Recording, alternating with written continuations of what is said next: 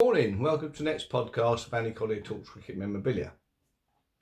It's been quite an interesting week. We went to see John Philby, the Sussex County Cricket Club chairman, a great collector, and he's agreed to do another podcast, this time on the ceramics in his collection. Well, there's a lot of Sussex ceramics he's got down there, so that's going to be a nice little podcast for you all to enjoy. Also got a few bits and pieces off of him as well, so quite a nice little visit there from also Mr. Philby. So anyway, going on to the bits that have arrived this week.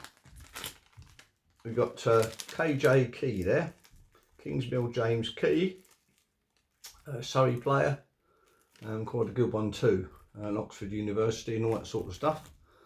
And there he is there. This is from the famous cricketers' cricket grounds, and there he is there, Mr. Kingsmill James Key. And now I won't be tearing that out of the book and putting the signature in it and making a little frame, so rest assured.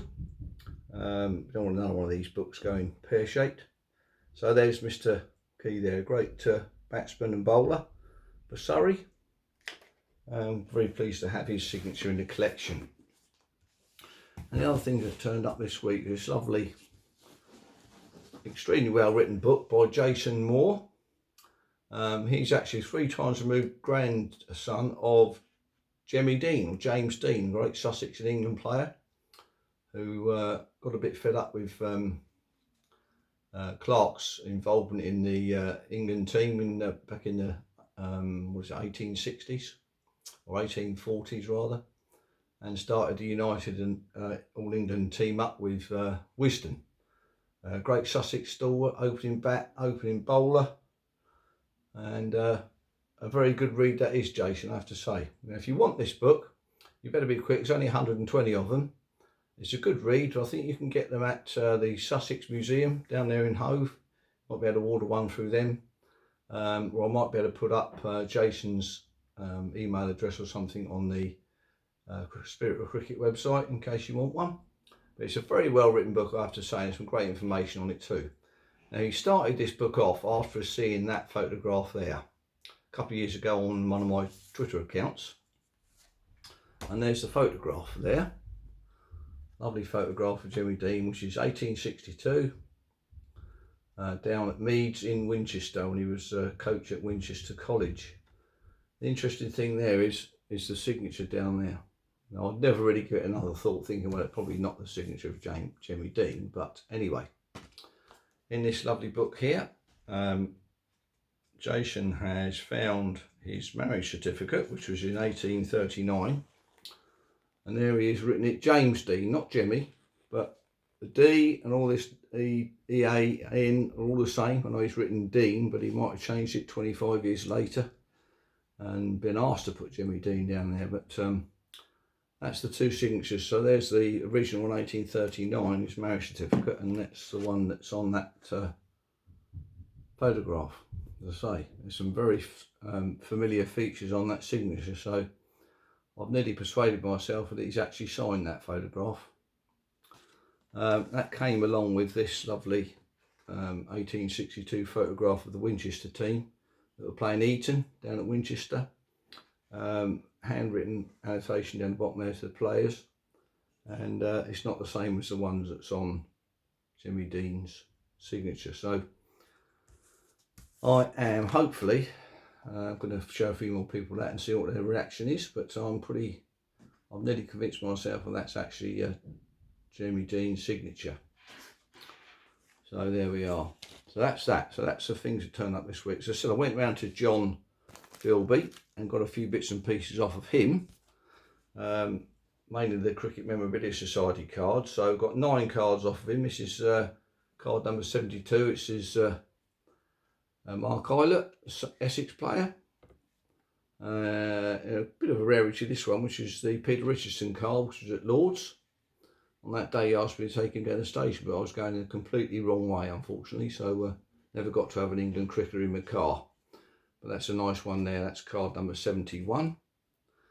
Card number 70 is Bracewell, John Bracewell, New Zealand, Gloucestershire. Nice card there. Number 43, that's the great Sussex and England bowler John Snow there. Nice card there of John Snow, nice signature. I have a little bit of a rant later about signatures, so this is Don Wilson, card number 41. Brian Close, nice signature there, Brian Close, that's card number 32. And next one is card number 29, which is Jeff Puller. And that's a nice postcard there of Jeff Puller. Got two together there. And there's Tom Gravely. He's got two cards in the collection. This one is the number 18, which is his first one. But his signature's changed a little bit then. His early one, he has the big Luke Brown there, but nice one there of the great Tom Gravely. And the last one there of Neil Radford, which is number 3 in the collection. So some nice cards there from John. Off of John, his website, Cricket Memorabilia UK. And also he just got in these two lovely Kinsellas here, which I hadn't got any of actually. I've got the postcards. This is a lovely one here. This is virtually perfect, this one. The hope of his side, that one there. No chip to the rim or anything like that. Reasonable colour around the pants and his top. Spill vases, as we know, there's a spill vase at the back there. That's a nice one there. And the other one I've got has been particularly well loved, I think, this one you could say. A bit worn away here where people have been touching him over the years. He's unfortunately got a little chip in his cap there, so that's been a well loved. That's out first ball, that one. So we've all been there. And probably looked like that after we got out too. So I know I did. And the ball didn't survive very well in the change room. So there's a couple of nice Kinsellas there from John. So got 4 more to go, I think. So I'll wait and see what happens there. So anyway, I said to you, mentioned just now, I was going to have a little rant. Well, Tony Partis put some signatures on of Surrey that he got from when they were playing at Essex this week, and they were, well, unreadable. So I thought that a spider had dropped in an inkwell and run across the page. Couldn't read any of them as far as I was concerned. Dreadful. I mean, if you look at these signatures here, that's why I don't collect these signatures these days. When we look at the collections there like that of the Surrey boys in the 50s, and then I unfortunately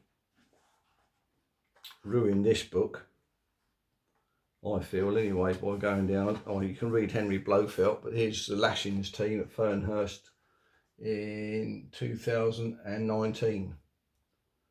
Any idea? There's Henry Blofeld, so that's that. I mean, that's, you know, pretty poor. If you want a nice young lad or young lady, going to try and find some signatures, and they deal up that. This is a bat here, 2002 Sri Lankan side.